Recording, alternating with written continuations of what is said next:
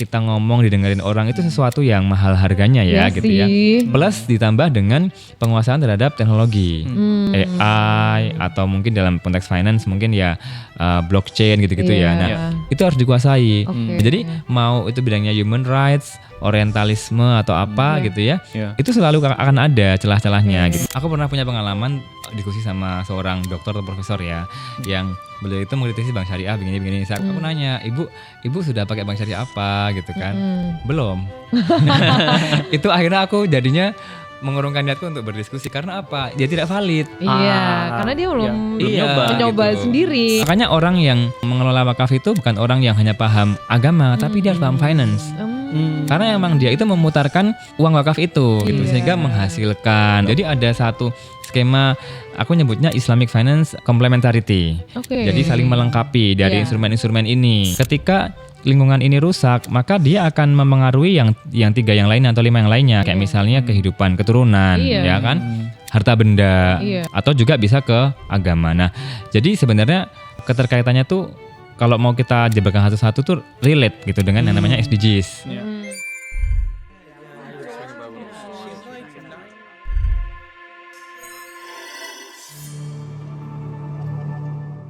Wow, happy banget sih hari ini kita kedatangan lagi narasumber yang keren banget di podcast Titik Mula. Tentunya gue di sini nggak sendirian, gue bareng lagi sama you knows who. Ada teman gue di sini. Hai, aku Fatia. Dan kita hari ini bakal ngobrolin sesuatu yang gue suka banget lagi, Kak. Siapa sih yang nggak suka topik ini? Gue suka banget dan juga butuh banget. Butuh banget ya? Butuh banget belajar tentang topik ini gitu. Apalagi buat anak-anak muda di luar sana yang sebenarnya sama punya mindset butuh banget sama ini, tapi mungkin belum melek ya terhadap ini. Kita ngobrolin soal literasi finansial. Betul. Nah, hari ini ada expert banget nih yang bakal ngobrol soal ini nih, Kak ya. Siapa tuh? Siapa nih? Kita bersama di bareng-bareng. Ada Mas Greget Kalabuana. Halo Mas Greget. Halo, assalamualaikum. Mas? Baik, alhamdulillah. Alhamdulillah baik. Iya. Alhamdulillah. Wow. Seneng akhirnya bisa kesini. Thank you banget Mas udah disempetin. Ya, jadi kalau aku baca profilnya Mas Greget, memang dari awal tuh mentok parah ya, finance parah gitu. Finance bro. Finance guy. Iya, finance guy. Dan aku pengen tahu deh, kita pengen tahu sih sebenarnya Mas dari kecil itu seperti apa dan kenapa akhirnya bisa mentok banget keputusannya untuk milih pendidikan di finance gitu ya. Mungkin boleh diceritain nggak Mas dari situ? Sebenarnya dari kecil keluarga itu nggak ada yang backgroundnya finance ya, tauku ya. Tapi mungkin berdagang, dagang. Bapakku tuh ini apa jago ngelukis, seni rupa gitu. Nah kalau mamahku itu dia beliau penyanyi dulunya. Jadi kan seni ketemu seni banget ya. Makanya namanya tuh unik-unik, Greget Kalabuana gitu. Aku juga adikku juga namanya unik-unik gitu kan. Jadi nggak ada background finance seingatku kalau ditelusur. Tapi memang ada satu didikan orang tua yang ini tuh nancep banget sampai hari ini. Jadi kata-kata mamaku tuh biasanya yang penting adik seneng. Aku banyak kan adik ya, karena anak nomor 2 gitu. Yang penting adik seneng. Yang penting aku senang menjalaninya gitu. Dan kalau misalnya dari mana kemudian tertarik sama finance selain karena seneng, karena waktu kecil itu tuh nggak pernah ada kewajiban belajar. Jadi di teman tetanggaku tuh yang juga saudaraku, itu dia kalau jam 7-8 malam itu suka dikasih tahu orang tuanya, itu loh Mas Greget belajar lampunya nyala gitu. Padahal nggak ada kewajiban kamu harus belajar gitu, nggak pernah. Tapi dari orang tua tuh nggak pernah maksa gitu ya, sama sih. Tapi ada pemahaman kalau misalnya kamu nggak belajar, kamu jadi orang yang bodoh, kamu yang malu. Betul. Jadi yang malu tuh aku. Makanya aku selalu my biggest insecurity itu bukan kelihatan jelek, itu enggak. Kalau kita kelihatan enggak ngerti apa-apa gitu. Jadi orang yang tanda kutip enggak pinter, bodoh gitu ya. Jadi dari situlah akhirnya ya belajar tuh selalu muncul karena aku pengen. Dan takut bodoh. Iya dong. Benar.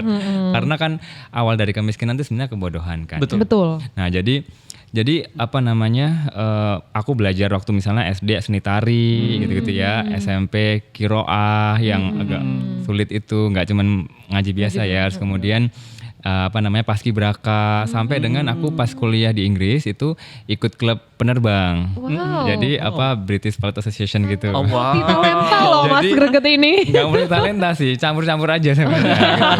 Tapi itu karena aku tertarik, aku pengen apa yang aku dapatkan dari situ gitu ya. Jadi orang tua tuh selalu memberikan kebebasan. Kamu mau jadi apa, gitu. Yang penting aku senang. Tapi kemudian aku tambahkan karena memang kan kalau meskipun belajar itu kita milih senang, tapi juga ada aspek yang diwajibkan, yaitu belajar agama. Oh. Sehingga kita ada kompasnya. Jadi meskipun kita senang, tapi senang ini juga harus punya kompas, nggak bisa terus bebas gitu, nggak bisa. Makanya, oh ya selain aku senang harus ada yang bermanfaat gitu lah untuk masyarakat kecil, nggak usah sampai yang se-Indonesia gitu. Iya. Gitu. Itu privilege banget gak sih Mas punya orang tua yang membebaskan kita tuh mau belajar apa? Bener, Iya bener, nggak sih? iya bener. Dan kayaknya teman-teman Gen Z sekarang mulai ke sana arahnya. Iya. Kalau jadi Lebih orang banyak tua ke arah yang ya. sana. Jadi apa namanya diberikan kebebasan. Istilahnya kayak papaku tuh kayak seimbang. Kayak mamaku tuh pernah bilang lebih baik kamu nggak punya teman daripada kamu rusak gitu. Tapi papaku itu langsung ini ngasih penawarnya. Iya. Kamu nggak boleh beda-bedain teman. Iya. Nah, jadi kamu mendingan nggak punya teman daripada rusak, tapi kamu nggak boleh beda-bedain. Jadi kita harus selektif, Iya. tapi nggak beda-bedain, Iya. gitu. Jadi selalu beliau berdua tuh ngasih kanan kirinya dapat gitu seimbang. Oke, supaya kita juga dikelilingi sama circle yang Bener, positif dan bener, suportif bener, juga ya. bener. Tapi keduanya itu kalau orang tua Mas Greget sendiri itu nggak termasuk orang tua yang strict gitu ya. Berarti kan Strict parents enggak Mas? Enggak ya? sih. Enggak ya, biasa aja. Mungkin ukurannya aku dan kakakku, adik-adikku tuh kami tuh bisa ngobrolin apapun. Oke. Di rumah tuh apapun tuh diobrolin bisa, gitu. Bahkan misalnya sesuatu yang mungkin sekarang agak tabu gitu ya, atau hal-hal yang terlalu serius itu diobrolin bisa. Jadi nggak ada tuh strict gitu nggak ada sih. Itu tipe-tipe yang kalau makan malam harus makan bareng-bareng nggak sih? Enggak. harus di satu meja makan bareng-bareng. Enggak. Enggak ya, tapi pokoknya chill aja. Tapi pengen kayak gitu-gitu juga pengen ada momen, tapi nggak selalu kayak gitu. Oke, soalnya aku kalau di rumah makan malam itu pasti bersama-sama dan disitulah Bagus. tempat kita bisa berdiskusi tentang apapun itu tadi. Betul. Gitu. Sekarang aku membiasakan kayak gitu. Jadi kalau misalnya pas pulang, kan orang tua kan di Solo. Jadi Jakarta Solo itu kan deket ya. Iya. Jadi paling sebulan tuh sekali minimal itu pulang. Itu harus ada momen makan bareng. Gitu. Tapi kalau kita kilas balik nih ke masa kecil, aku pengen banget sih menggali masa kecilnya Mas Greget karena maksudnya thoughts proses untuk memilih finance itu kan pasti panjang banget dong. Betul. Atau nggak panjang, nanti mungkin tergantung jawabannya Mas Greget ya. Ada nggak sih satu momen pada saat masa kecil itu yang menjadi sebuah pertanda gitu, yang shapes who Greget Kalabuana right now gitu. Ada nggak satu momen itu? Kalau yang membentuk aku saat ini tentu semua proses itu kan fase-fase kehidupan ya, dan itu pasti membentuk gitu. Tapi kalau kemudian kenapa arahnya condong ke finance gitu, itu karena memang waktu SMA kan maksudnya IPA, Iya. anak IPA maksudnya Sama, keuangan, ya. aku juga IPA. IPS sendiri gue. Tapi anak-anak IPA lebih kuat ekonominya biasanya, Gitu maksudnya, istilahnya iya. gitu kan. Jadi, aku waktu itu masuknya manajemen gitu kan. Terus kemudian di tahun 2008 atau 9 itu tuh mulailah dikenalkan ke ekonomi syariah gitu. Sama siapa Mas? Di kampus, waktu itu di kampus. pas Jadi kuliah. pas kuliah itu Jadi kan kuliah sebenarnya awalnya kuliah manajemen aja. manajemen itu kan ada keuangan, operasi, pemasaran, Betul. SDM. Iya. Itu kan terus ada syariah, tapi syariahnya ngambil dikit gitu. Terus ada ya syariah kayak gimana sih sebenarnya. Nah, Iya. ketika aku belajar, aku tuh menemukan sesuatu yang aku cintai gitu ya. Bukan cintai kayak lebay itu ya. adalah Yang aku sukai, tertarik, tapi aku juga menemukan sesuatu itu yang aku sukai itu ada dalam agamaku gitu kan. Jadi akhirnya ya dapat gitu kan. Terus ternyata ada ekonomi Islam nih, ada yang aku pelajari, aku sukai, tapi ternyata di agamaku sendiri tuh ada. Nah terus akhirnya tertantang, muncul banyak pertanyaan-pertanyaan. Sebenarnya bedanya apa sih gitu kan? Terus kenapa Indonesia mau dibawa kemana dalam sektor ini gitu kan? Akhirnya muncul panggilan sampai hari ini. Jadi semua dari tahun 2009 sampai dengan tahun 2026 ini itu perjalananku semuanya tuh linear di keuangan syariah gitu. Wow, tapi kalau dilihat dari masa-masa sekolah gitu ya, aku ngeliat kalau aku baca kemarin aku sempat riset juga Mas Greger itu prestasinya lumayan banyak banget. Termasuk juga Mas Greger ini pernah diberikan penghargaan dari Bu Sri Mulyani langsung. Wah. Benar Oh nggak sih? iya, itu Iya. penyerahannya Biasa. penyerahannya oleh Bu Sri Mulyani, tapi penghargaannya penghargaan LPDP. LPDP. Oh. Jadi kan itu tiap tahun tuh ada welcoming alumni ya. Iya. Berarti LPDP Pak? LPDP. Nah LPDP kan ada kan, tiap tahun kan ada welcoming alumni tuh. Nah di situ ada kategori misalnya yang paling banyak risetnya, paling banyak prestasinya, paling favorit apalah Mas gitu. yang paling apa? Banyak prestasinya. Gua suka nih gini nih. Tapi gini, aku mengubah mindsetku atau paradigmaku tentang prestasi. Kalau zamanku dulu tahun 2008-9 kuliah 2013 itu kan kita bangga dengan IPK 4 gitu ya. Iya, iya. Terus kemudian jadi mapres kayak gitu-gitu kan. Terus PKM penelitiannya masuk Scopus dan lain-lain gitu. Dulu belum Scopus sih. Tapi kalau sekarang aku tuh melihat prestasi itu adalah sesuatu yang bisa dirasakan oleh orang lain. Iya. Betul. Gitu. Impact ya. Jadi kalaupun ada mahasiswa yang kayak dia nggak IPK-nya nggak 4, tapi dia punya online shop yang punya karyawan teman-teman yang pengangguran, putus sekolah, ibu-ibu misalnya di kampung, atau yang dia itu ternyata punya program sosial ngalirin air di mana gitu ya, itu lebih keren sebagai prestasi ketimbang juara satu ini, juara satu itu. Jadi paradigmanya udah beda. Jadi aku nggak bangga dan aku nggak pernah menyebutkan hal-hal kayak gitu tadi lagi setelah itu ya. Jadi pas sama Bu Sri Mulyani itu ya itu alhamdulillah ketemu beliau. Terus kemudian prestasi-prestasi ketika kita ada di masa kuliah S2 di biaya LPDP itu. Gitu ceritanya. Tapi ya mungkin aku lanjut sedikit ya, sebelum ke Fatia. Waktu itu kan memang kalau aku dengar tadi bahwa orang tua tuh membebaskan Mas Greget untuk pilih apa gitu ya. Dan kemudian Mas Greget tuh memilih sesuatu yang aku anggap tuh sebagai nggak banyak anak muda berpikir ke arah sana untuk bisa punya prestasi, untuk bisa aktif bahkan di organisasi gitu. Kadang kalau orang tua udah meletakkan kebebasan itu, bahkan tuh anak-anak di umurku, mereka tuh memilih kayak, udah gue nggak diletakkan pressure apa-apa sama orang tua gue untuk berorganisasi atau ikut lomba gitu. Nah sebenarnya thought proses untuk kemudian gue pengen nih aktif di lomba-lomba, gue pengen nih aktif di organisasi itu tuh thought prosesnya dari mana sih Mas? Atau triggernya apa? Triggernya apa? Iya. Iya. Mungkin bukan thought prosesnya tapi atau mungkin triggernya tapi lebih kepada daya dukungnya itu apa gitu. Kalau aku ngelihat lingkungan dan ini selalu aku sampaikan ke teman-teman mahasiswa baru. Kalau misalnya pas masuk kuliah itu kita harus punya mentor, Betul. kakak tingkat. Setuju. Itu kamu salah milih, kamu salah seterusnya. Sepakat. Ya jadi kalau ketemu mentor yang baik gitu ya, tapi paling enggak satu, tapi kalau bisa jangan satu. Jadi kita juga beragam pemikirannya gitu kan. Itu kita akan dapat banyak contoh dan mendapatkan pengalaman tanpa harus mengalami. Betul. Gitu. Jadi kita menyingkat waktu sebenarnya. Betul. Gitu. Nah, terus kemudian juga didikan orang tuaku itu meskipun tidak strict tapi straightforward. Contoh ya, bapakku kan pelukis. Nah, aku tuh juga waktu itu belajar melukis, tapi dinilai bapakku aku nggak bakat. Itu disampaikan, kamu sebenarnya nggak bakat. Dan jujur dan aku nggak bisa lukis. Nggak gitu.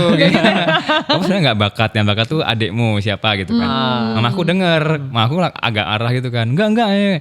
Tapi sekarang kemarin 3 tahun yang lalu aku ngebuktiin aku ikut ngelukis gitu ya, dan pas aku share di Instagram banyak yang pengen beli gitu. Jadi aku membuktikan papaku salah. Enggak.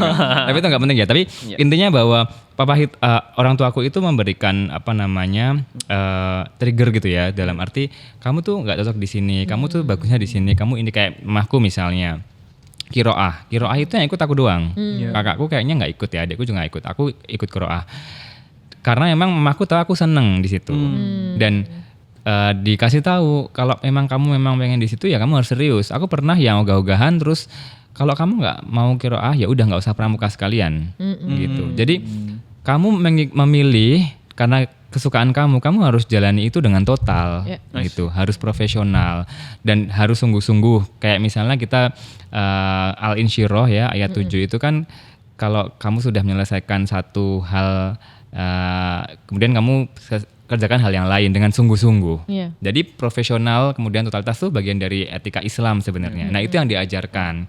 Jadi dalam fase-fase kehidupan dari SD, SMP, SMA itu prosesnya selalu seperti itu, gitu kan. Sehingga pas waktu kuliah itu aku tinggal flashback aja. Contoh, pas masuk ke kuliah S1 waktu itu kan ada, aku waktu itu sebelum ke UNS ke UII ya.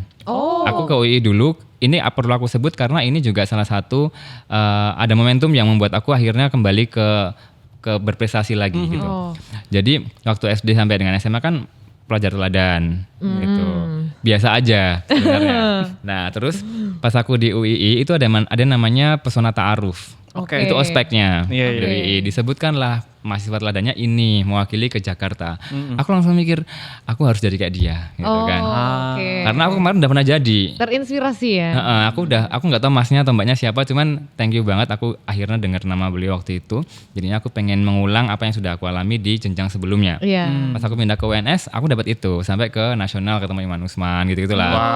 Nah, luar biasa. Nah, menurut aku jadi ada proses juga yang membuat kita tuh konsisten. Nah, konsistensi ini yang mahal. Ada banyak anak-anak yang dulunya tuh ngaji, hafiz, tapi pas gedenya mohon maaf gitu ya.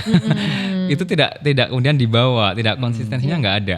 Atau yang sebaliknya, kalau yang sebaliknya lebih mending ya. Dulunya berandalan, sekarang dia rajin ngaji, rajin sholat gitu kan, peduli ke masyarakat. Itu oke. Jadi ada konsistensi yang dibawa ini, dan ini memang membutuhkan peran orang tua dan lingkungan gitu. Makanya tadi pas kuliah tuh aku benar-benar milih. Jadi ketika teman-teman misalnya ya sesimpel sekarang trennya lagi pada pakai ini gitu. Aku nggak kepengen gitu. Kalau aku nggak punya alasan untuk aku memakai fashion yang seperti itu, aku nggak akan pakai gitu. Jadi selalu ada reasoning di balik setiap keputusan gitu. Jadi makanya pada akhirnya ya terus finance karena aku pengen gitu. Dan konsistensi yang Mas Greget selalu bawa itu adalah value-value keagamaan juga ya. Di setiap langkah yang Mas ambil gitu. Betul. Karena kalau ada yang bilang kita berislam atau beragama yang lain itu karena lingkungan orang tua, mungkin itu berlaku sampai dengan tahun 2000 di kehidupanku sampai dengan tahun 2012. Jadi tahun 2012 itu aku merasa aku menemukan Islam. Jadi aku bangga dengan Islamku. Ceritanya aku pernah tersesat di Swiss waktu itu. Tersesatnya di Swiss loh guys. Iya. Wah ini saat itu kalau dipotong salah ini. Nggak, maksudnya pas dalam kondisi jam 1 malam ketinggalan kereta dan bis terakhir. Dari Swiss mau ke Paris kan. Nah terus akhirnya aku nunggu tengah malam di halte. Di situ ada kumpulan supir taksi gitu kan, dan mereka punya value-value yang menurut aku menarik. Ada muslim ada non muslimnya di situ, ada Kristen Katolik gitu ya.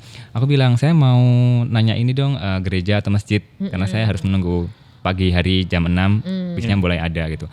Akhirnya satu-satu taksinya sampai dengan taksi yang terakhir, semua dapat ngangkut penumpangan. Dia bilang begini, kamu mau kemana gitu? Saya mau ke masjid atau ke gereja gitu untuk berlindung gitu kan. Terus mau saya antar gitu. Berapa? Namanya juga tahun 2012 kita kan uangnya belum banyak ya. Terbatas. Masih jadi bukan tersesat di Prancis gara-gara liburan. Ya. Jadi akhirnya aku nanya harganya berapa? Tahu nggak jawabannya apa? Kalau aku harus ngantar kamu karena Allah, nggak dibayar nggak apa-apa. Masya Allah. Itu di situ aku merasa kayak wah ini Islam tuh begini, gitu. Akhirnya setelah itu aku merasa ya, aku mendalami agama Islam ini dengan ketidaksempurnaanku gitu ya, itu dengan penuh rasa suka gitu, suka, jatuh cinta, bangga gitu ya. Nah itu dia yang pada akhirnya menjadikan aku kayak aku memilih Islam sebenarnya gitu. Jadi agama itu memang benar-benar sangat berpengaruh. I see. gitu. Nah kalau di UNS sendiri selama S1 apa tuh yang paling nge-highlight banget selain tadi ya yang akhirnya diperkenalkan dengan konsep keuangan syariah, tapi itu cuma sedikit aja gitu ya betul, Mas, sampai akhirnya didalami di kemudian saat S2 gitu. Apa tuh Mas? Kalau aku, jadi dulu aku tuh terkenal sebagai mahasiswa yang ikut UKM tuh banyak banget. Jadi kayak UKM tuh ya, organisasi, ya lebih kayaknya, 10 lebih di internal prodi atau jurusan, terus fakultas, terus univ, terus eksternal. Itu aku ikut gitu ya. Tapi itu tahun pertama aja. Di tahun kedua ada seleksi kan, seleksi alam, artinya aku jurusnya kemana ya? Yang aku jurus itu keuangan syariah. Keuangan syariah. Ada UKM-nya? Ada. Di semua kampus ada. Di UGM ada. Nama resmi semuanya samanya itu di kampusnya namanya FOSE, Forum Silaturahmi Studi Ekonomi Islam. FOSE gitu ya. Tapi kalau di masing-masing kampusnya ada brandnya gitu. Jadi kalau di tempatku namanya Kajian Ekonomi Islam gitu. Mas, aku tuh tertarik banget kalau kita sedikit move forward dengan pendidikan dan akhirnya memutuskan untuk ngambil financial Islamic Islamic financial dan keputusan memilih S2-nya di Durham. Nah, ini kan memantik apa ya pemikiran kita. Kenapa di Inggris gitu ya? Kan Durham di Indonesia gitu. Kenapa nggak belajar keuangan Islam? Kenapa nggak di negara-negara Muslim gitu? Ada cerita apa di balik itu, Mas? Iya, kadang tuh dengan kita belajar di Inggris itu ada keuntungan, ada privilege. Tapi kadang juga ada yang sebelah mata. Kayak kamu kayak nggak terlalu dalam nih keuangan Islamnya karena nggak di Arab gitu. Ya. Aku realistis waktu itu ya, karena kalaupun kita belajar di Arab dengan bahasa Inggris, kehidupan sehari-harinya itu kan bahasa Arab. Betul. Aku sayang sekali nggak bisa bahasa Arab gitu kan. Nah, kalau di Malaysia kan yang bagus itu kan Malaysia, kemudian ada Inggris, ada Qatar, ada Pakistan gitu ya.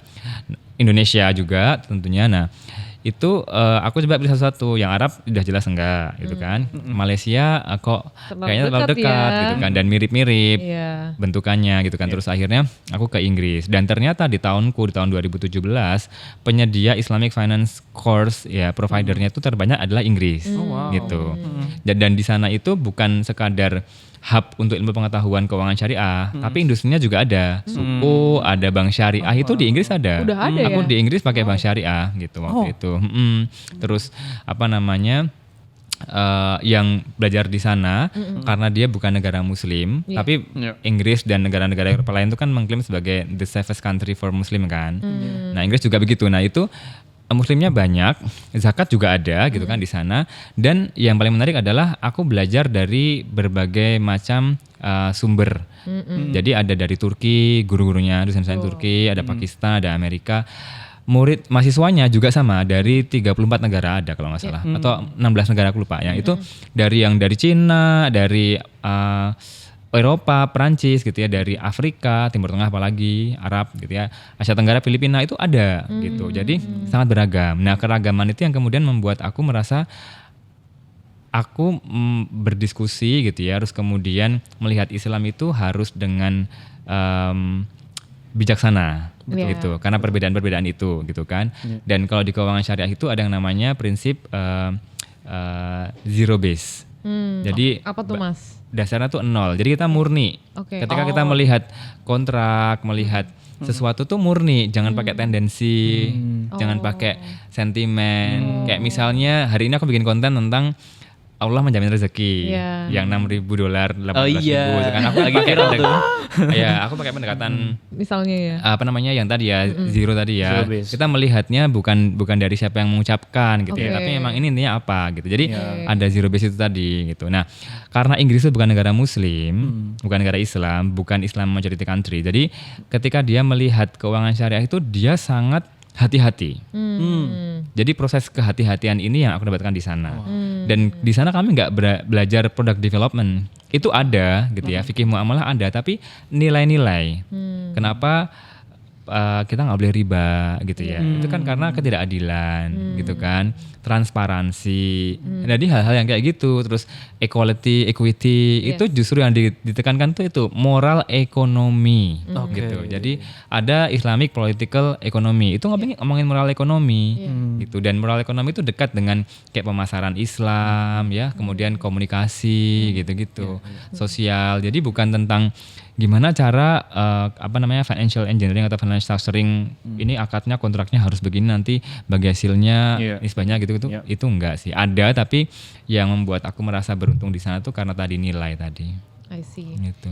Mas kemarin S2 kerja dulu, berkarir dulu, baru S2. Nah, apa akhirnya di titik karir apa yang akhirnya Mas Greget ngerasa perlu S2 nih?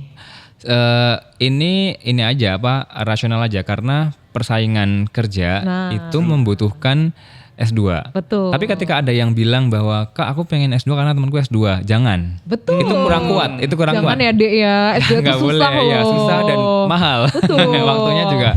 Tapi kalau aku melihat karena pasaranku, angkatanku ketika mereka bekerja itu sudah di S2. Mungkin pasaran kakakku atau orang tuaku mungkin S1 atau S2. Tapi sekarang S2, mungkin adik-adik kita S3. Sekarang S3 gitu. loh Mas. Atau nggak sekolah. Iya lagi. Nggak dong. Nah jadi S2 karena tuntutan sosial aku menyebutnya. Tuntutan sosial gitu. Tapi kemudian kenapa, pasti pertanyaan berikutnya adalah kenapa Islamic Finance gitu kan. Nah itu karena ada tiga calling. Calling yang pertama yang paling high itu aku merasa karena ini panggilan dari Allah. Gitu. Wah ini kayak merasa orang paling suci. Enggak. Bukan berarti yang enggak belajar ekonomi syariah tuh enggak dipanggil oleh Allah. Enggak. Betul. Ini karena waktu itu aku tuh ketika belajar ekonomi syariah, keuangan syariah itu kayak merasa ini utopia. Yang kita enggak ada riba gitu ya. Terus kita enggak ada utang utang ada tapi enggak dengan riba dan lain sebagainya. Itu aku merasa itu utopia, dan aku melihat ada eksklusivitas di situ. Wow. Maksudnya eksklusivitas itu aku loh yang belajar keuangan syariah, aku yang paling ngerti gitu. Padahal kan sebenarnya ilmu itu kalau misalnya ada orang matematika, fashion, olahraga, politik yang paham keuangan syariah, berarti dakwah kita berhasil kan gitu kan. Jadi jangan eksklusif. Nah karena pertimbangan tadi aku akhirnya mikir udah deh aku cukup deh di keuangan syariah, aku mau balik ke bisnis manajemen aja gitu kan, keuangan manajemen biasa gitu. Itu ketika aku pindah ke Jerman. Jadi aku di Inggris cuma 9 bulan. Karena di sana itu kota kecil. Nah, jadi Durham itu kan kota kecil banget ya. Aku kayak merasa dulu tinggal di Jakarta big city guy gitu. Astaga, sombong banget ya. Enggak, maksudnya ketika di sana aku merasa kayak sudah cukup 9 bulan, aku nyari program Erasmus. Tapi atas izin LPDP ya. Iya, kayaknya Mas ini mencari ini ya, bigger aquarium ya. Iya, benar. Karena kita emang kalau misalnya aquarium itu terlalu sempit buat kita nggak bisa lagi ada ruang untuk berkembang. Betul. Tapi mungkin untuk orang-orang yang suka ketenangan, peaceful buat study gitu, ya di Durham itu cukup ya. Tapi kalau aku akhirnya pindah ke Jerman di Mannheim itu dengan Erasmus Plus, dan itu atas izin LPDP. Nah di situ aku 3 bulan di situ ngerasain tesis, disertasi. Terus mulai galau tadi. Nah kegalauanku itu langsung dijawab sama Allah dalam 1 minggu. Galaunya apa tuh tadi? Itu tadi karena eksklusivitas. Ini kondisi utopia yang sulit untuk kita kejar gitu kan. Meskipun ada bukti sejarah di sejarah masa lalu keislaman gitu ya. Tapi akhirnya seminggu kemudian aku dapat tawaran dari teman, di refer juga gitu ya, dari Dompet Duafa tadi, bahwa UN lagi nyari Islamic Finance Specialist gitu. Aku sebenarnya waktu itu aku dulu pernah ke UN yang Geneva, yang yang 2011 itu pernah ke sana. Cuman ini kan UNDP ya, aku nggak tahu UNDP itu apa gitu. Tapi aku menggunakan sensitivitasku, sensibility. Jadi ketika aku sedang galau, terus kemudian ada tawaran ini kan jawaban dari Allah. Iya kan? Nah itu true call-nya itu. Akhirnya satu gitu kan, aku dapat nih. Aku akhirnya berarti harus kembali, berarti aku harus ke UNDP. Nah terus yang kedua, aku melihat dari call dari industri. Waktu itu kan di LPDP itu ekonomi syariah masuk 9 prioritas. Itu karena memang pemerintah punya strategi untuk menjadikan Indonesia hub keuangan syariah di tahun-tahun ini gitu kan. Makanya butuh talenta. Nah, aku menjawab panggilan dari industri itu untuk aku akhirnya masuk ke sana gitu kan. Terus ya udah, ini aku sudah punya karir path yang jelas gitu kan. Nanti setelah S2 kemana-mana sudah jelas. Nah, terus yang ketiga ada calling dari hati nurani sendiri sih. Karena memang aku merasa tadi itu seneng gitu kan. Ada banyak pertanyaan yang pengen aku jawab dengan keuangan syariah ini gitu. Wow. Ya paling melanjutkan dari yang tadi sih ya, soal Durham ini. Ingat gak sih Mas, pelajaran pertama yang didapat dari Darham itu apa? Yang mungkin Iya. nggak ada di Indonesia mungkin. Iya. Ya tadi Islamic Political Economy itu nggak ada sih. Itu aku nanya-nanya ke yang lain itu bentuknya mungkin kalau fikih muamalah Iya. itu tentang transaksi-transaksi gitu ya, yang mana yang harus halal gitu. Itu di Indonesia ada di sana ada namanya Islamic Law and Financial Transaction. Oke. Itu kalau diterjemahkan fikih muamalah. Oke. Tapi yang Islamic Political Economy ini aku nggak dapet nih gitu. Adanya tuh sejarah pemikiran ekonomi Islam, tapi sejarah pemikiran tuh membahas tentang masa lalu tuh gimana ekonomi Iya. dibangun gitu ya. Bukan ke depannya ya. Kalau political ini lebih ke politik. Iya. Iya. Ketika kamu doing ekonomi itu politically correct atau incorrect gitu ya, Yes. ethical atau enggak gitu. Iya. Nah, moral. Jadi moral itu benar-benar dikedepankan. Bahkan ada temen yang pernah bilang begini, memang kalau yang dari Inggris ini beda ya lulusannya gitu. Mereka dia kan ketemu dengan beberapa yang dikedepankan itu tentang filosofi. Jadi ngomongin ekonomi, ngomongin keuangan syariah itu filosofinya, bukan produk innovationnya. Ya innovation itu one thing gitu ya, tapi filosofi itu sesuatu yang lebih fundamental gitu. Bahkan aku ada di tahap yang membuat aku berpikir ekonomi syariah atau keuangan syariah, Islamic Finance, Islamic Economics itu bukan tentang kamu menggunakan bank syariah, kamu bayar zakat, tapi dalam kamu melakukan transaksi bisnis itu kamu melibatkan Allah. Jadi itu esensinya.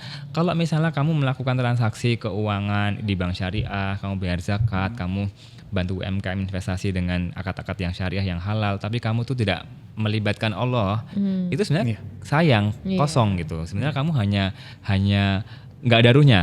Iya. Hanya badan aja kamu menyelesaikan formalitas bahwa oh ya udah ini hasilku halal gitu kan. Tapi kamu tidak melibatkan Allah gitu. Gitu. Kalau yang di Jerman apa? Dan di Jerman aku waktu itu Selling point-nya. disertasinya itu aku spiritualitas. Agak berat ya. Jadi ngomongin spiritual. Tapi Sangat filosofikal. iya. Tapi itu S1-ku juga spiritualitas. Jadi Oke. S1 tuh aku skripsinya tentang spiritualitas individu itu memengaruhi spiritualitas individu dan spiritualitas organisasi memengaruhi sikap kerja. Oke. Sikap kerja itu diukur dari kepuasan kerja, komitmen gitu-gitu kan. Nah, temuannya waktu itu yang waktu aku S1 tuh aku memang enggak meneliti para pekerja, aku meneliti para aktivis. Ya kayak Fathia, kayak Rehan gini. Mas Rehan, Mbak Fathia gitu ya. Nah, itu aktivis gitu. Nah, Iya. ternyata memang benar bahwa lingkungan yang lebih spiritual itu berpengaruh positif entah memediasi atau memoderasi sikap kerja.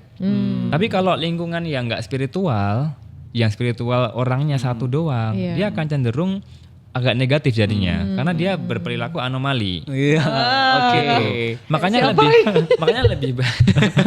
makanya lebih baik kita tuh jadi orang yang nggak bagus, nggak baik, tapi lingkungan kita baik. Iya. Karena kita akan Iya. kebawa Betul. gitu. Ketimbang kamu baik sendiri dan kamu nggak kuat, tapi lingkunganmu nggak bagus gitu. Dan ternyata ketika aku lakukan kembali itu di S2 tapi spesifik Islam. Kalau yang waktu S1 tuh dari banyak agama. Yang ini Islam aja, hasilnya sama kayak gitu di kantor. Tapi cakupannya kantor pekerja. Iya. Gitu.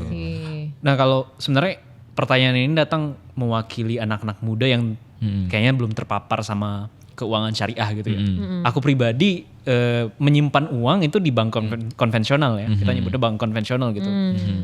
Enggak ke bank-bank syariah. Simply karena memang aku pribadi enggak melihat perbedaan yang signifikan tadi. Belum terpapar lah. Aku memandang bahwa anak-anak muda sekarang kayaknya belum terpapar juga deh untuk menyimpan uang di bank-bank syariah gitu. Nah, kalau Mas Greget sendiri kalau bisa menjelaskan tentang perbankan syariah atau Bedanya apa keuangan sih, syariah Mas, itu perbedaannya yang- apa Iya. sih? Iya. Nah, sebenarnya ini kita bermain logika ya. Kalau tadi ada yang bilang sebenarnya nggak ada bedanya menurut aku gitu kan. Misalnya ya, Misalnya. aku nggak ngeliat perbedaan. Justru aku balikin, kalau menurut kamu sama, kenapa kamu nggak nyoba? Oh. Iya lagi. Iya lagi. Iya Iya kan? lagi. Iya lagi. Kalau menurut kamu sama, kenapa kamu nggak nyoba gitu? Iya. Ini aku selalu bilang, aku pernah punya pengalaman diskusi sama seorang dokter atau profesor ya, yang beliau itu mengkritisi bank syariah begini. Aku nanya, ibu sudah pakai bank syariah apa gitu kan? Belum. Itu akhirnya aku jadinya mengurungkan niatku untuk berdiskusi karena apa? Dia tidak valid. Iya, karena dia belum Iya, mencoba gitu. sendiri. Dan menurut bukan berarti terus pengalaman orang lain tuh nggak bisa kita jadikan acuan, ya bisa, tapi kan Anda tidak merasakan, membuktikan, tapi seolah-olah Anda mengalami sendiri gitu loh. Iya. Nah kalau perbankan syariah, sebenarnya perbankan syariah tuh nggak sesimpel bahwa ini nggak ada riba gitu ya, atau haram gitu-gitu. Aku 7 tahun di UNDP, kemudian sekarang di BSI, itu memang sangat melihat level lain daripada halal, namanya toyib. Oh. Oke. Halal aja nggak cukup, toyib gitu. Wow. Toyib tuh maksudnya baik, kan Oke. halalan toyiban gitu ya. Yes. Iya. Ya kan? Nah, kalau nyari rezeki itu harus yang halalan toiban, teman-teman. Iya betul. Di keuangan syariah itu ada yang namanya saham-saham yang halal, Nah. masuk dalam daftar efek syariah DES Oke. gitu. Itu ada kriterianya, rasio keuangannya gimana, kemudian bisnisnya di bidang apa. Itu halal. Oke. Tapi itu aja nggak cukup. Kita harus juga melihat toyib. Kalau cuman nyingkirin yang haram-haram, namanya itu negatif screening. Yang haram kita singkirin. Oke. Tapi kalau pakai positif screening di antara yang sudah tersaring tadi, itu mana yang berdampak positif? Yang nggak merusak alam. Yang tidak nggak- merusak alam. Ya, nggak merusak alam, yang tidak menggusur masyarakat adat gitu ya. Oh iya betul. Misalnya yang tidak mempekerjakan anak di bawah umur. Iya. Itu bagian dari perusahaan yang sesuai dengan nilai-nilai Islam Nah, gitu. di human rights juga gitu sebetulnya. Gimana? Human rights. Iya benar, Iya. betul. Kan ada kan exclusion list itu salah satunya juga yang menghargai menegakkan HAM gitu ya. Nah, itu tuh syariah gitu. Makanya aku selalu menyuarakan gitu ketika ada fatwa dari DSN, Dewan Syariah Nasional MUI, dari MUI bahwa merusak alam, merusak hutan atau yang menyebabkan perubahan iklim makin buruk krisisnya itu haram. Kenapa perusahaan-perusahaan yang bergerak di bidang yang seperti itu masuk ke dalam daftar efek yang syariah gitu loh. Kenapa tidak diintegrasikan aturannya, ditambahkan satu bahwa dia tidak akan merusak alam sesuai dengan Iya. fatwa itu kan gitu ya. Itu aku selalu suarakan. Jadi arahnya ke sana. Nah, perbankan syariah itu juga begitu. Jadi perbankan syariah itu tidak hanya bilang tentang riba gitu, tapi tentang kebaikan. Kebaikan yang seperti apa? Kalau kita belajar di perbankan syariah gitu ya, itu kan nggak ada kredit, ada pembiayaan. Ini bukan sekedar istilah. Kredit itu kan utang. Iya. Kalau pembiayaan itu hubungan atau relasi yang terjalin antara nasabah dengan bank itu kemitraan. Jadi posisinya setara, mitra. Kita menghargai, makanya ada yang namanya bagi hasil gitu ya. Ini kita belum bicara soal matematikanya atau akuntansinya, bahwa bagi hasil itu dihitungnya bukan dari bunga 10% dari pokok pinjaman, tapi persentase dari hasil kelolaan gitu. Nah itu kita kalau sampai matematika sampai jauh lagi gitu kan. Makanya orang-orang yang pandai menghitung resiko, kemudian matematika, orang-orang Chinese itu pada bank syariah pakai, karena mereka melihat di situ. Kenapa teman-teman aku pada kuliah di Inggris yang tadi dari Cina, dari Afrika gitu ya? Karena mereka melihat nilai-nilai keadilan, transparansi gitu-gitu ya di situ. Terus kemudian keterkaitan antara sektor finansial dengan sektor real gitu. Di keuangan syariah karena tidak ada yang namanya bunga itu kan diambilkan dari uang ya, yang dipinjamkan ya 10%. Mau kamu rugi kamu untung, kamu harus balikin 10% dari pokok pinjaman itu gitu kan. Tapi kalau di syariah itu dikaitkan dengan sektor real. Jadi yang kita biayai, yang dibiayai itu adalah sektor real, nyata ada. Jadi uang itu misalnya diputar, bertumbuh, menghasilkan itu karena memang ada realitas ekonomi yang dibantu di situ gitu. Luar biasa. Iya, tapi kalau aku pengen nanya nih, ini pemikiran awamku banget sih. Sebenarnya Boleh. BSI itu atau bank syariah manapun ya, itu bahkan ada nggak sih yang menggunakannya itu non Muslim? Iya. Ada nggak? Aku penasaran deh. Banyak. Oh iya. Banyak. Wow. Kemarin itu kalau di bank lain mungkin aku nggak tahu ya, tapi kalau di BSI itu persentasenya kalau nggak salah 14% atau 12%. Wow. Kayaknya 14 ya. 14 itu berarti Non-Muslim. 1/7. Ya, jadi 1 dari 7 nasabah itu non Muslim. Gitu. Apa Non tuh? Muslim. Di Bali kan ada bank syariah juga. Iya. Terus Iya, di Manado ada bank syariah juga gitu kan. Bank syariah apapun gitu ya. Jadi dan ketika kita misalnya ada teman yang non Muslim yang mau nabung gitu ya, apakah ada persyaratan bahwa hanya boleh orang Islam? Enggak Kan dong. gitu. Iya. Kalau misalnya hanya untuk orang Islam ya pasti nggak akan laku di Barat. Iya. Gitu. Iya, Sekarang betul. kalau kita bicara tentang aset keuangan syariah yang tidak hanya bank, Luxembourg. Aku sempat bikin satu konten yang ngelis gitu ya, mendaftar negara mana saja yang di situ ada aset keuangan syariah. Negara-negara yang bahkan mungkin muslimnya sangat kecil itu Iya, ada. ada ya. Syariahnya ada di situ gitu. Biasanya kenapa tuh Kenapa mereka non muslim akhirnya tertarik untuk Ke bank punya bank syariah syariah. ini? Selling point apa yang menurut mereka tuh beda gitu daripada bank konvensional Iya. lainnya? Ya, mungkin ini tidak mewakili semua rekan-rekan Bank syariah, muslim ya, yang menabung di bank syariah, tapi rata-rata yang aku dapatkan ceritanya gitu ya, testimoninya itu adalah mereka melihat satu kata adil dari keadilan itu gitu. Sekarang kalau misalnya kita bicara tentang pembiayaan gitu ya, hasilnya dibagi, gitu kan, ada risk sharing, berbagi resiko. Kalau misalnya kita tadi aku kembali ke istilah kemitraan ya, Iya. pembiayaan itu kan kemitraan, itu kan sebenarnya berbagi risiko kan. Jadi tidak menaruh resiko hanya di satu pihak gitu. Nah, menaruh resiko di satu pihak ini yang kemudian diterjemahkan ini nggak adil gitu, memberatkan gitu. Iya. Jadi fungsi bank itu bukan hanya lembaga intermediary yang menyalurkan uang dari sana ke sini gitu ya, terus kemudian menciptakan keuntungan, enggak, tapi ada nilai-nilai yang dia bawa, nilai-nilai keadilan, transparansi, pertumbuhan ekonomi, produktivitas, keberpihakan Iya. gitu-gitu. Itu sih dan apa namanya non muslim yang kemudian nabung di bank syariah itu adalah bukti bahwa memang Islam itu rahmatan lil alamin. Yang aku pengen sampaikan bahkan bukan hanya muslim, bukan hanya manusia tapi alam, rahmatan lil alamin. Iya, iya. Jadi kalau kita bicara soal konsep ESG, Iya. nggak boleh merusak alam dan lain-lain, ya itu Islam banget. Iya. Gitu. Iya lagi. Mm-mm. Kalau yang waktu di UNDP, project apa tuh yang Mas Greget coba bantu dengan konsep Islamic Finance? Banyak ya, karena di sana aku waktu itu aku maunya yang berhubungan dengan keuangan syariah gitu kan. Meskipun pada akhirnya juga ngembangin sustainability gitu. Nah, itu ada membangun pembangkit listrik tenaga mikrohidro dengan zakat. Wow. Itu sampai akhirnya dipresentasiin Baru denger. sama Pak Menteri Bappenas Pak Bambang Brojonegoro Oke. di PBB waktu itu. Jadi itu percontohan akhirnya di copy di mana-mana dan di seluruh dunia juga. Nah itu ini ceritanya uang zakat gitu ya. Uang zakat itu digunakan untuk membangun PLTMH, pembangkit listrik tenaga mikrohidro, jadi air sungai. Dan air sungai ini ternyata karena debit air sungai gitu ya dari pohon.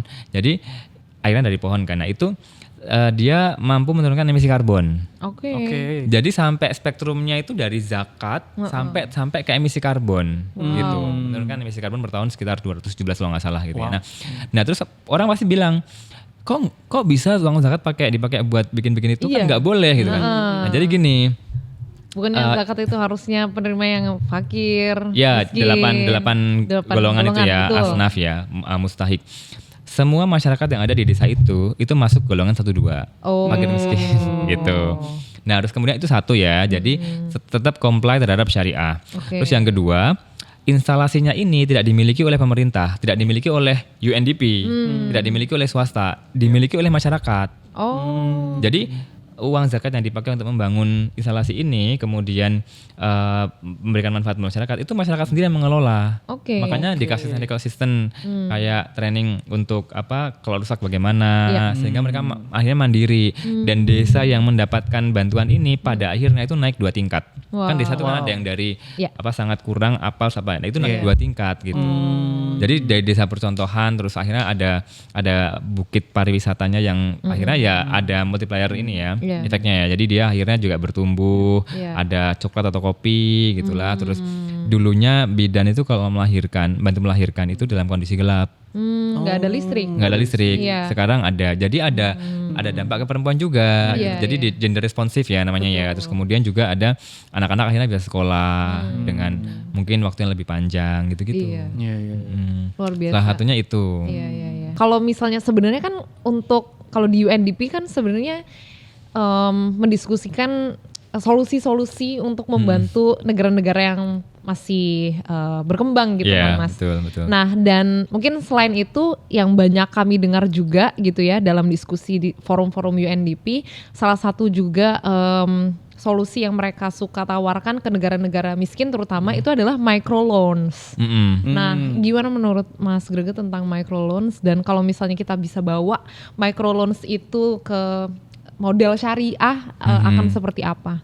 Sebenarnya itu bukan cerita yang baru ya, Baru, betul, microloans dengan konsep syariah gitu kan. Karena kayak di mana Bangladesh ya, Muhammad Yunus itu kan juga pernah punya konsep yang serupa gitu kan. Sebenarnya nggak masalah gitu ya kalau misalnya memang microloans ini bisa benar-benar membantu masyarakat untuk yang pertama itu terbebas dulu dari kemiskinan, keluar dari kemiskinan gitu. Tapi perlu dipahami juga bahwa kalau dalam keuangan syariah itu ada sumber-sumber yang berasal dari dalam sebenarnya. Kalau microloans-nya itu diambilkan dari modal luar negeri, misalnya dari multi donor fund gitu ya, atau dari kumpulan negara-negara dan lain-lainnya, itu kan nantinya harus ada pengembalian. Nah mungkin kalau nggak bisa dikembalikan ada konsekuensi gitu kan ya. Atau kalau misalnya nggak dikembalikan berarti grant dong namanya. Nah di Islam itu ada konsep bagaimana orang itu dientaskan dari kemiskinan itu secara komprehensif. Jadi yang pertama dengan jaring pengaman sosial yang disebut dengan zakat. Betul. Kita bayar zakat. Zakat itu kan sebenarnya redistribusi kekayaan. Betul. Ya kan? Dan itu fungsinya untuk mengentaskan orang dari kemiskinan. Tapi itu aja nggak cukup. Gitu loh. Orang mentas doang, habis itu dia kalau nggak dibantu nggak bisa bertahan. Betul. Perlu ada microfinance gitu kan. Terus kemudian dari microfinance dia bisa berusaha, paling nggak naik gitu kan, dia punya income. Nah setelah itu ada wakaf. Wakaf ini ibaratnya kayak infrastruktur sosial untuk masyarakat. Jadi contoh ya, kita di Dompet Duafa, waktu aku di Dompet Duafa itu ada rumah sakit dari wakaf yang kalau orang yang nggak mampu di situ nggak bayar, tapi orang yang mampu bayar gitu. Itu ada. Jadi konsep-konsep kayak misalnya di Singapura itu ada masjid di tanah wakaf. Wakaf itu kan dulu dibangun itu mindsetnya adalah untuk 3M, madrasah, musola, makam. Padahal berarti sekolah juga bisa ya Mas? Bisa, tapi kalau zaman dulu, zaman keislaman yang dulu, orang itu mewakafkan tanahnya itu adalah tanah yang strategis, sehingga bisa dimanfaatkan. Dan di Singapura tuh di Jalan Bencoolen itu awalnya masjid. Tempat kita. Nah itu percontohan keren banget soal wakaf. Jadi di situ masjid wakafnya. Akhirnya masjidnya dipugar, digedein, tapi kemudian dibangun juga office kompleks. Iya. Iya kan. Nah akhirnya apa? Dia jadi kayak SCBD-nya di situ kan. Betul kan. Betul. Nah bayangkan kalau kita, makanya orang yang mengelola wakaf itu bukan orang yang hanya paham agama, tapi dia harus paham finance. Karena emang dia itu memutarkan uang wakaf itu gitu, sehingga menghasilkan. Nanti bisa di Indonesia juga gitu kan, ada rumah sakit yang kemudian dibiayai dari perputaran uang wakaf dengan suku gitu kan. Itu ada. Nah dari zakat, kemudian microfinance, kemudian wakaf, kemudian suku. Kayak misalnya pemerintah ngeluarin suku buat bangun jembatan yang di Papua, atau bangun kampus, gedung kampus, bangun rel yang di mana ya, Bekasi atau mana itu, sehingga orang-orang akhirnya nggak naik mobil tapi naik kendaraan kereta, sehingga mengurangi polusi, macet. Itu ada efeknya dari suku gitu. Jadi ada satu skema, aku nyebutnya Islamic Finance complementarity. Jadi saling melengkapi dari instrumen-instrumen ini gitu. Menarik. Ada kayak gitu. Nah kalau dalam keilmuan di Islam gitu ya, yang aku pelajari juga kan ada satu prinsip namanya maqasid syariah. Bahkan itu juga enggak diterapin di ekonomi Islam aja, tapi untuk kita kehidupan sehari-hari bahkan diterapin maqasid syariah. Kan itu ada 5 tujuan prinsip dasar. Al-Hasam gitu ya. Boleh dijelasin nggak untuk maqasid syariah ini, untuk mungkin yang belum tahu itu seperti apa dan relevansinya ke ekonomi Islam itu seperti apa gitu? Sebenarnya itu kan tujuan-tujuan dari hukum Islam. Kenapa hukum Islam itu diciptakan? Karena untuk melindungi 5 hal tadi, melindungi agama, melindungi jiwa, kemudian keturunan, kemudian akal atau intellectuality, dan harta benda. Harta kekayaan itu juga penting. Tapi memang ada beberapa literatur yang menyebutkan sebenarnya ada yang keenam, itu untuk melindungi lingkungan.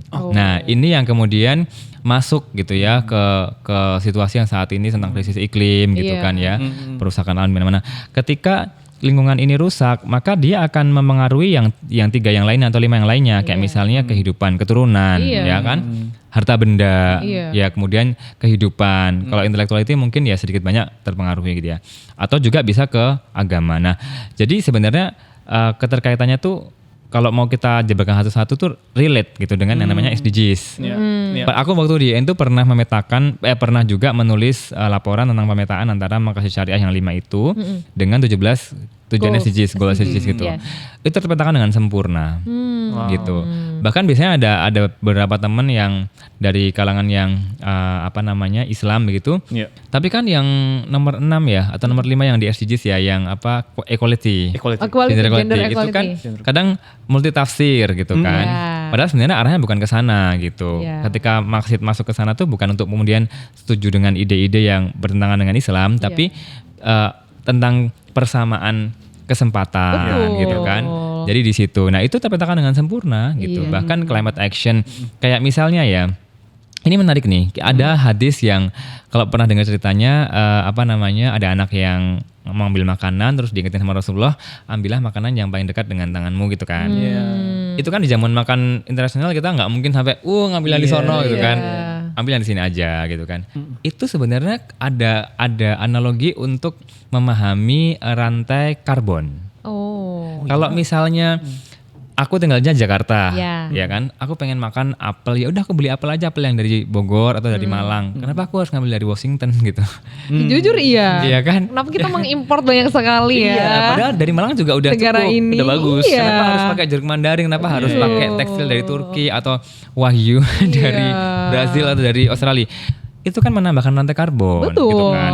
Karena Jadi proses transportnya Betul. dari sana ke sini dan itu jauh banget. keberpihakan terhadap UMKM, petani ya. lokal itu juga nggak ada gitu. Betul. Nah, itu konsep makan itu begitu sebenarnya. Kalau mau kita pahami lebih luas gitu Iya. ya. Jadi ada namanya kalau di mana ya MUI atau Muhammadiyah ya MUI. Kayaknya itu punya kampanye locavore. I know. Kan ada Oke. carnivore, omnivore. Iya. Locavore itu makanlah Yang makanan ada di lokal. sini. Iya, Iya, makanan iya, lokal iya. gitu. Nah, jadi sebenarnya sampai ke sana tentang SDGs, makan syariah tuh sampai sedetil itu. Wow. Tapi kenapa kalau misalnya ya kita sepakat bahwa ekonomi Islam atau lembaga perbankan syariah itu selaras lah dengan prinsip makasih syariah dengan SDGs gitu ya. Tapi kenapa kesannya itu seperti tertinggal dengan lembaga keuangan konvensional gitu. Kalau membahas tentang SDGs ini. Ya, sebenarnya kalau mungkin ketertinggalannya bukan hanya di SDGs ya, tapi juga di beberapa aspek yang lain. Karena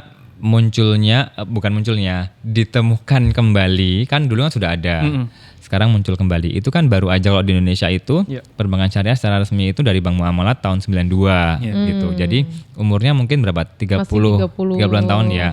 3 Sementara tahun, ya. perbankan konvensional itu kan sudah Dari tahunan dulu. gitu. Ya. Nah, mungkin orang-orang yang melihat bahwa ini kayak perlambatan pertumbuhan, fine, nggak apa-apa, tapi justru kalau aku orangnya lebih ke optimistis, jadi selalu ngelihat sesuatu tuh yang baiknya dulu gitu.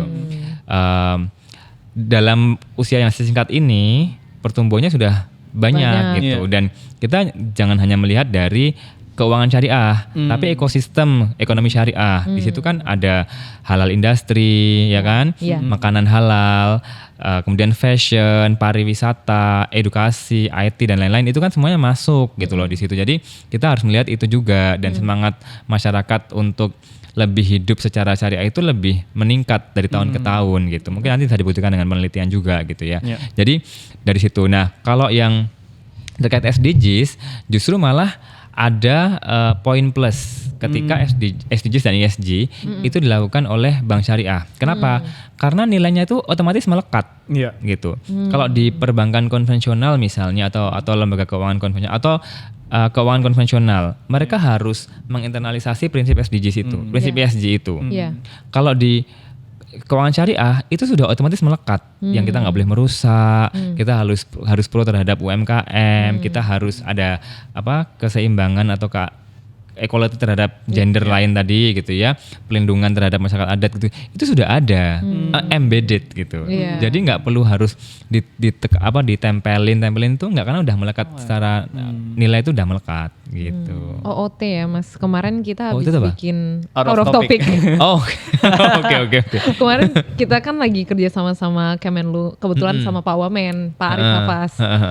Topik beliau kebetulan memang ESG. Oh, oke. Tapi karena expertise beliau adalah maritim ya. Kemarin kita ambil temanya memang ESG in Maritime. Kita Oke. bikin innovation challenge satu Asia Tenggara untuk nge-solve permasalahan-permasalahan maritim menggunakan konsep ESG, dan kemarin top 8 finalisnya tuh kita terbangin ke Jakarta untuk pitching langsung ke depan Pak Wamen. Oke. Nah, ada satu tim dari IPB itu yang menggunakan konsep syariah untuk salah satu ide dia nge-solve Oh, iya. ESG. Oh, iya, Iya. iya. Kayaknya nanti di event kedua kita nanti kita coba undang Mas. Boleh, Gregor. boleh. Sebenarnya ada juga loh, mungkin Pak Wamen sudah pernah dengar ya tentang apa namanya belusuku. Blue suku. Kalau bukan belusukan ya, belusukan. Bukan, ya, bukan. Kalau green suku, green bond, Iya. itu kan suku itu obligasi syariah yang untuk proyek-proyek hijau. Iya. Nah, kalau yang blue suku itu bisa Project untuk biru ya? maritim, Iya.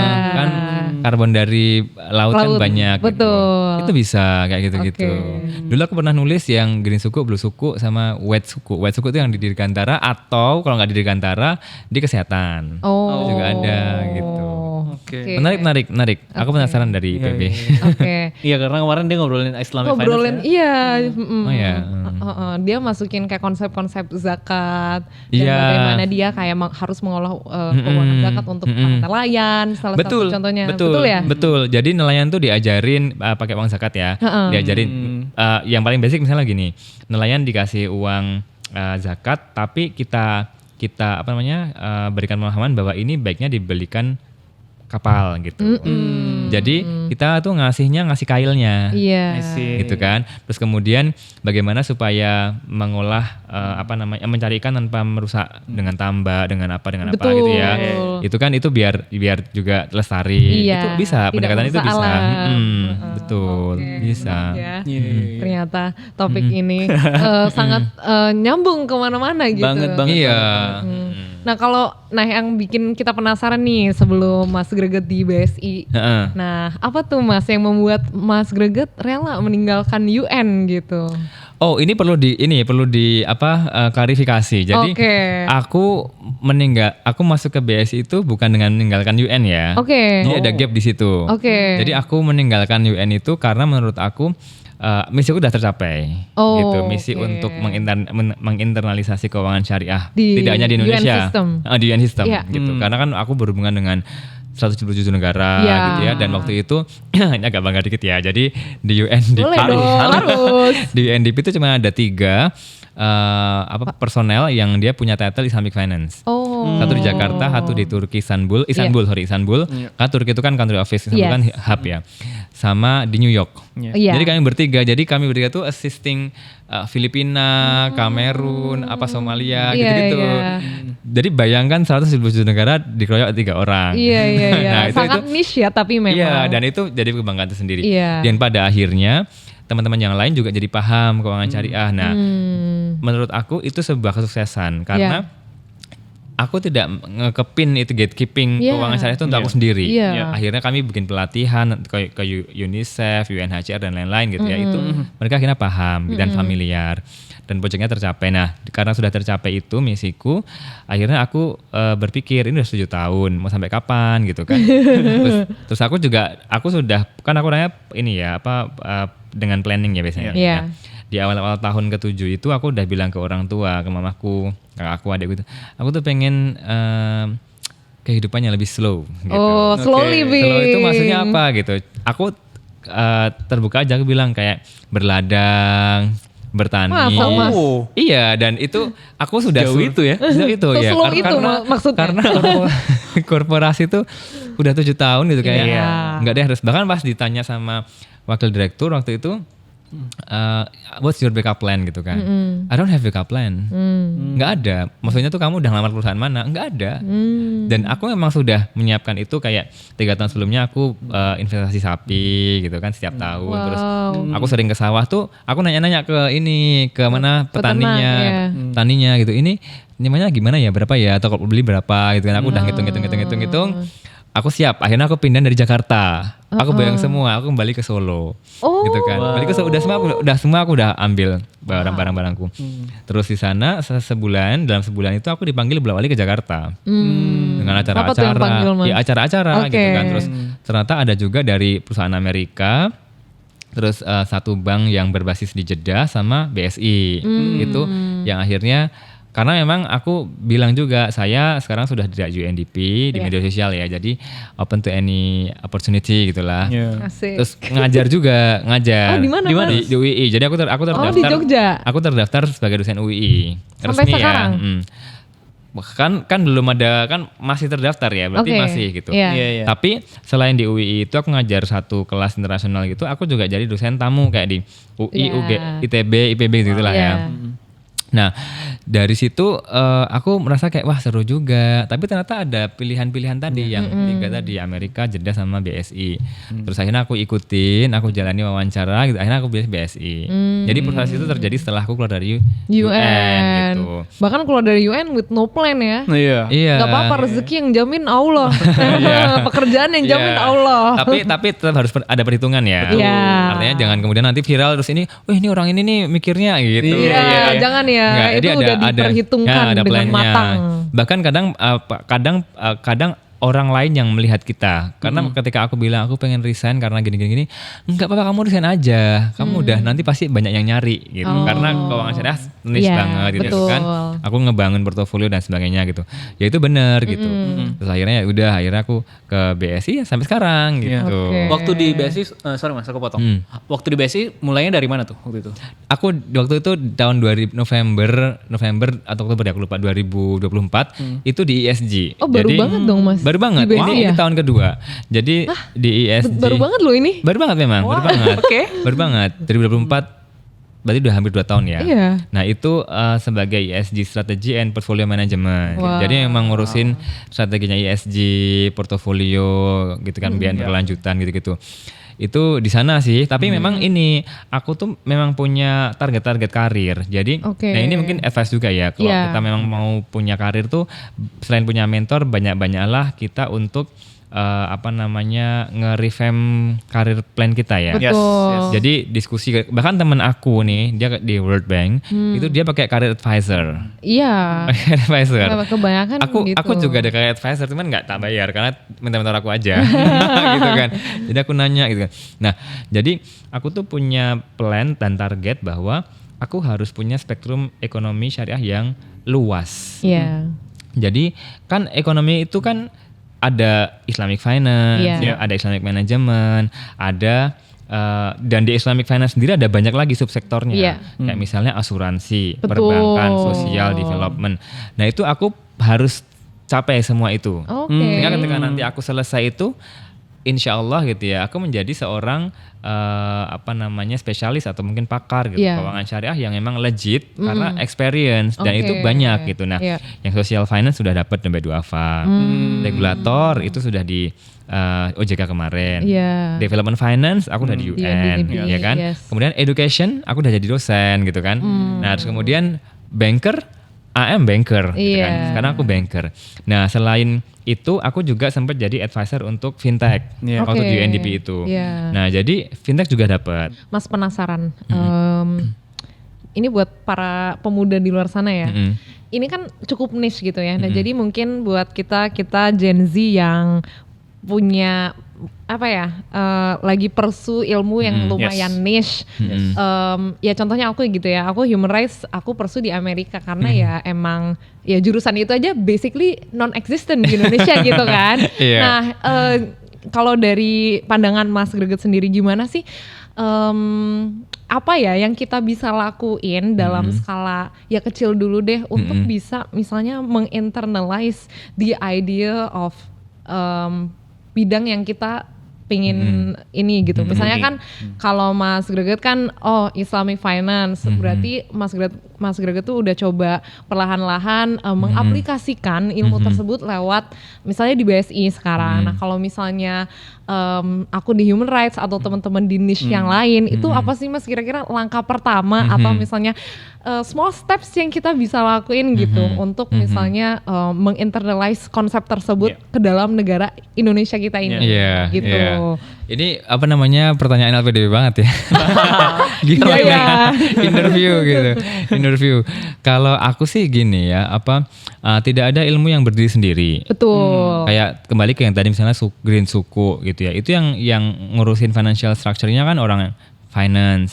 Tapi yang menghitung emisi karbon kan orang lingkungan gitu kan. Yang memasarkan tuh orang-orang pemasaran dan lain sebagainya lah. Jadi ilmu tuh nggak ada yang berdiri sendiri. Jadi kalaupun kita punya disiplin ilmu yang sangat niche, jangan kemudian kita merasa cukup dengan itu gitu. Tapi tetap kita harus mempelajari hal-hal yang lain. Betul. Kalau gambarnya orang pacaran lah gitu atau ta'aruf ya nggak pacarnya. Ngobrol tapi dia cuma nyambung soal statistik. Jangan dong. Boring gak sih? Iya, masa seumur hidup kita ngomongin statistik. Ya kan? Ya makanya dia orang statistik tapi dia ternyata juga ngikutin politik. Iya. Dia ngikutin agama, dia ngikutin kesehatan, dia ngikutin ekonomi, dia ngikutin matematika gitu kan.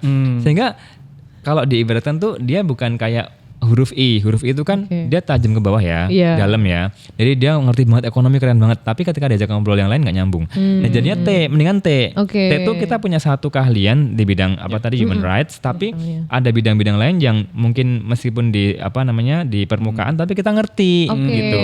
Lebih bagus lagi yang bentuknya X, keterampilan X tuh kita punya disiplin ilmu yang kita kuasai, kita juga paham yang lain, tapi memang mungkin di permukaan. Tapi kita punya people management yang baik. Makanya menjadi influencer itu sebenarnya privilege juga, juga gitu ya. Karena dia punya people management yang oke gitu ya. Sekarang kalau kita ngomong didengarin orang itu sesuatu yang mahal harganya ya gitu ya. Plus ditambah dengan penguasaan terhadap teknologi, AI atau mungkin dalam konteks finance mungkin ya blockchain gitu-gitu ya. Nah, itu harus dikuasai. Nah, jadi mau itu bidangnya human rights, orientalisme atau apa gitu ya. Itu selalu akan ada celah-celahnya gitu. Itu yang pertama itu. Dan yang kedua, menurut aku setiap disiplin ilmu itu bisa kita kolaborasikan. Bisa kita bikin lebih spesifik lagi supaya menjadikan ya itu sedikit orangnya. Kita bicara tentang peluang ya. Jadi kalau semakin sedikit kan semakin dicari. Betul, gitu ya. Nah, kayak misalnya contohnya ini keuangan, tapi syariah sedikit. Mungkin human rights tapi dengan kacamata Islam, ya gitu kan? Atau dengan kacamata Asia, ya kan? Aku kacamata education. Iya bisa juga, gitu kan? Berarti kan kesetaraan pendidikan, gitu. Nah, jadi ada hal-hal yang enggak dia ngomongnya tentang ini kok, beda, enggak terus semuanya diomongin, gitu. Jadi ada itunya, gitu. Menurut aku itu bisa. I see, gitu ya teman-teman. Iya jadi lebih sadar dengan ilmu yang mau diambil gitu ya. Betul. Nah, kalau Mas Greget sendiri aku pengen nanya sesuatu yang personal. Oke. Apa tuh? 3 buku favorit. Oh, buku favorit. Aku tuh ada The Gift of Rumi. Apa tuh? The Gift of Rumi itu sebenarnya itu buku tentang puisi-puisi Rumi tapi ditulis ulang oleh orang gitu. Itu filsuf dan tasawuf. Tasawuf itu kayak memahami ini gitu ya. Jadi itu yang dapat banget.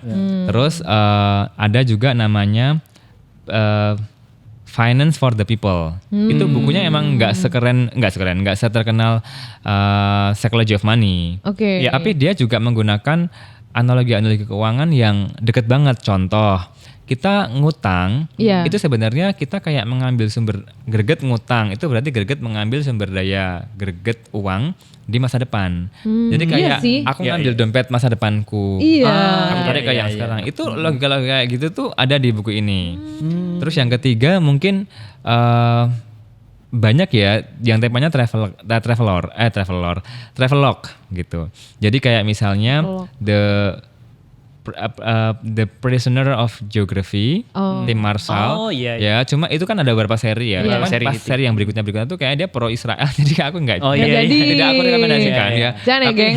Tapi ada juga yang Geography of Bliss. Yang itu juga. Jadi yang traveler gitu aku suka. Tapi Mas kalau misalnya anak muda, aku juga dari pembicara ini ya jadi tertarik pengen baca soal ekonomi syariah, ekonomi Islam. Itu ada gak satu rekomendasi buku soal itu? Kalau buku textbook menurut aku nanti jadinya kita kayak kuliah dan mungkin jadi boring gitu ya. Tapi kalau ekonomi syariah sebenarnya kalau aku lebih kepada memahami intisari Quran ya, karena baca Quran, baca Quran.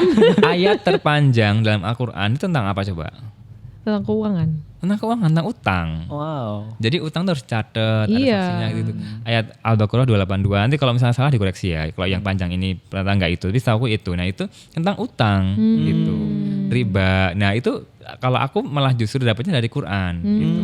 Karena kalau misalnya kita ngambilnya dari buku-buku misalnya tadi sejarah pemikiran Islam itu juga keren. Kalau ada buku yang sejarah pemikiran Islam yaitu kita ngomongin tentang bagaimana Umar bin Khattab dan Umar bin Abdul Aziz itu menyelesaikan masalah keuangan 2-3 tahun saja gitu. Jadi dan waktu itu tanpa MBG gitu-gitu ya.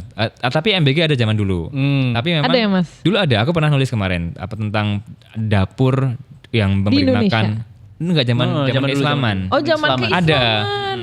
Iya. Nah, jadi yang 2-3 tahun itu menyelesaikan masalah kemiskinan. Orang mengiranya kan dengan zakat karena waktu itu tidak sulit untuk menemukan orang yang menerima zakat. Padahal ada apa? Restrukturisasi ekonomi, birokrasi gitu ya, bagaimana menekankan tentang entrepreneurship, itu ada, itu sejarah pemikiran ekonomi Islam. Kayak misalnya kalau ada yang pernah dengar universal basic income, waktu kita pandemi itu kan ada beberapa negara yang mengkaji itu ya, jadi negara ngasih gaji cuma-cuma ke warga negaranya. Itu pernah dicanangkan dalam agama Islam. Yang mencanangkan pertama kali itu adalah Abu Bakar As-Siddiq. Namanya guaranteed minimum basic income. Jadi itu ternyata sudah ada zaman dulu, kayak independent women, perempuan bekerja menghasilkan lebih banyak daripada suaminya, sudah ada zaman dulu gitu. Siti Khadijah misalnya seorang businesswoman, atau ada juga Zainab binti Muawiyah yang dia perintis industri rumah tangga tapi gajinya lebih tinggi daripada suaminya. Itu nggak apa-apa ya, Mas? Nggak apa-apa. Dia pada akhirnya membantu perekonomian keluarga, tapi tidak menghapuskan kewajiban suami untuk memberi nafkah. Ya. Nah itu ada, itu sudah pemikiran ekonomi Islam. Kalau misalnya yang tentang atau yang lebih ini lagi ya, yang lebih teknis lagi, misalnya akad-akad gitu-gitu. Nah kalau itu sih mungkin sambil diskusi ya baiknya, karena kalau kadang baca doang itu jadi kita nggak nangkep gitu. Tapi membaca Quran menurut aku itu jauh lebih menarik. Oke, Mas, aku ada pertanyaan nih buat teman-teman Gen Z yang baru kerja, baru punya uang gitu. Aku baru mau nanya itu lagi. Nah, in this economy, economy, apa nasihat keuangan bagi kami gitu? Ya, dan mungkin jadi pertanyaan terakhir juga. Kayak uang kita tuh harus diapain, Mas? Yang syariah gitu. Apakah disimpan di bank? Apakah kita investasi? Kalau investasinya apa? Gimana? Sebenarnya pertanyaan ini tuh bisa jadi satu tema podcast sendiri biasanya kalau aku. Jadi sebenarnya episode 2 dengan Mas Greg.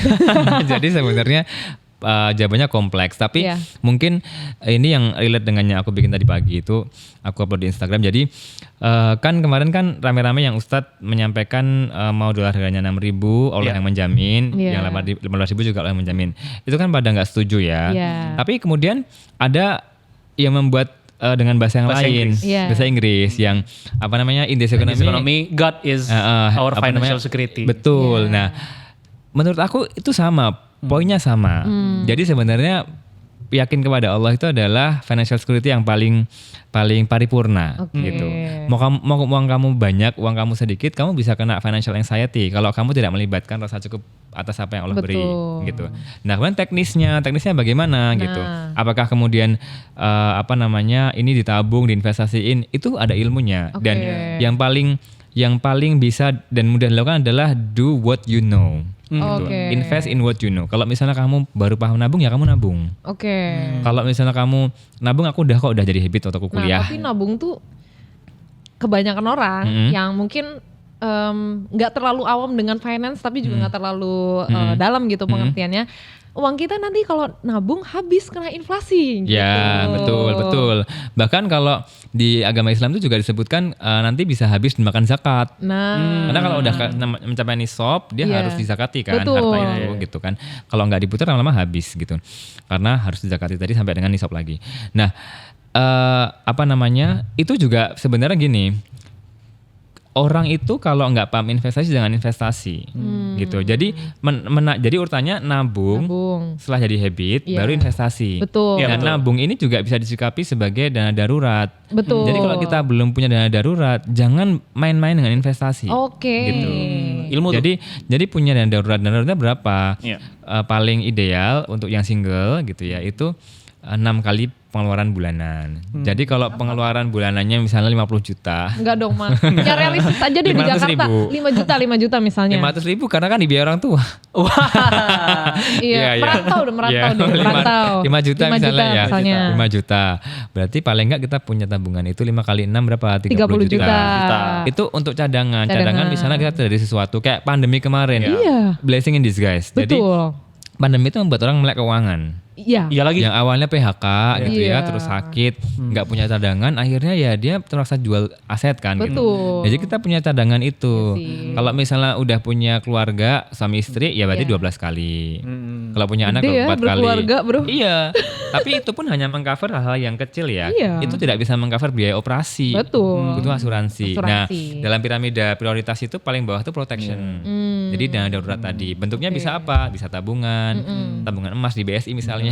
Oke, iya, tabungan iya, emas. siap. Kenapa aku bilang tabungan emas? Kenapa? Tabungan Karena emas, emas kan jadi logikanya tuh yang namanya dana darurat tuh harus liquid.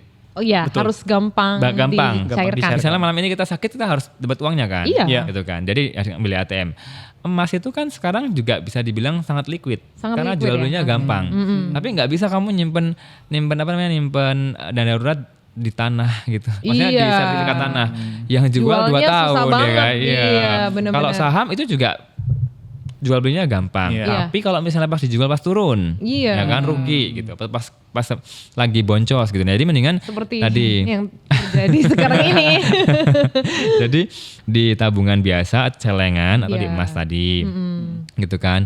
Nah, setelah itu punya tabungan yang lain, tabungan-tabungan perencanaan misalnya mau naik haji, mau umroh. Iya. Tapi untuk yang sudah paham investasi, mekanismenya bisa menggunakan investasi. Oke. Misalnya aku mau membiayai anakku. Sekarang Iya. usianya 5 tahun, berarti 13 tahun lagi dia kuliah Betul. gitu. Pakai investasi apa? Nah, kamu pahamnya apa? Gitu. Nah, kamu pahamnya apa? Ini juga ada parameternya. Jadi Iya. misalnya, oh ini saya membutuhkannya itu untuk jangka waktu 13 tahun dari sekarang. Iya. Ya kan? Berarti harus memilih instrumen investasi yang dalam 15 tahun itu bertumbuh. panjang, Jangka iya. panjang. Tapi aku tipenya orangnya tuh ini konservatif. Oke. Konservatif tuh misalnya kayak kalau misalnya ada penurunan sedikit langsung keringat dingin marah-marah gitu ya. Aduh nggak bisa gitu. Tapi Ini, kalau low yang risk dia iya orangnya gitu. ya.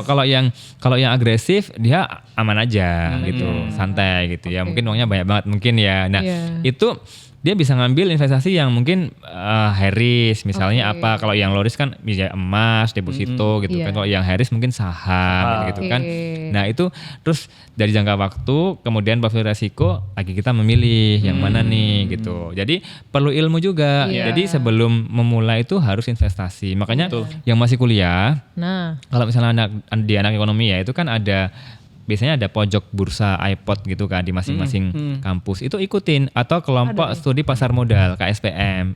Masuk tuh ke situ gitu. Jadi belajarnya dari situ gitu kan.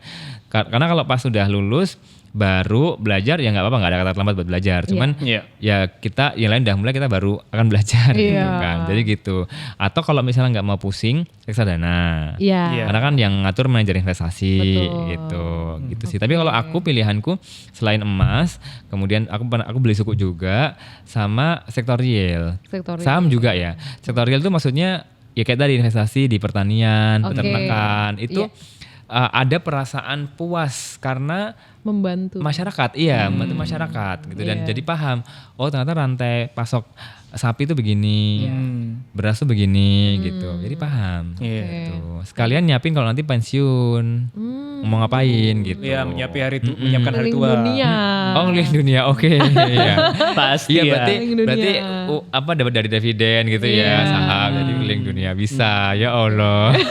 Oke. Wow.